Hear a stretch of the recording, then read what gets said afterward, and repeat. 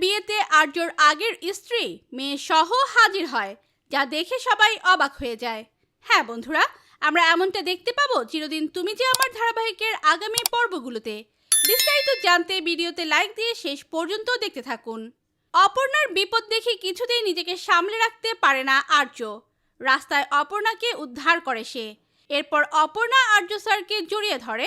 তখন আর্য স্যার অপর্ণাকে বলে, আমি তোমাকে ছেড়ে কোথাও যাইনি অপর্ণা, আমি তোমার পাশেই রয়েছি, আর কোথাও কখনো যেতেও পারবো না। এ কথা শুনে অপর্ণার দু চোখে জল চলে আসে। এরপর দেখা যায় আর্য হঠাৎই ঘরের মধ্যে একটা কাপড়ের টুকরো কুড়িয়ে পায়। আর্য বুঝতে পারে সেই মহিলার কাপড় নয়, এটা অন্য এক মহিলার কাপড়। তখন আর্য চিন্তা করতে থাকে সেই মহিলার কথা। তবে এবার শোনা যাচ্ছে গল্পে হাজির হবে শঙ্করের জীবনে তার প্রাক্তন প্রেমিকা। দর্শকেরা ইতিমধ্যেই বুঝে গিয়েছেন শঙ্করই হলো আসলে আর্য সিংহ রায়। সেই মহিলা ফিরে এসেছে এবার মূলত বদলা নিতে, কারণ অতীতে সে শঙ্করকে ভীষণ ভালোবাসতো। তবে কে এই মহিলা? এই মহিলাকে কি কোনোভাবে কিঙ্কর আর মীরা সাজিয়ে আনেনি তো? তোমাদের কি মতামত লিখে জানিয়ে দাও কমেন্ট করে। পরবর্তী আপডেট সবার আগে পেতে সাবস্ক্রাইব করুন আমাদের চ্যানেলটি। ধন্যবাদ।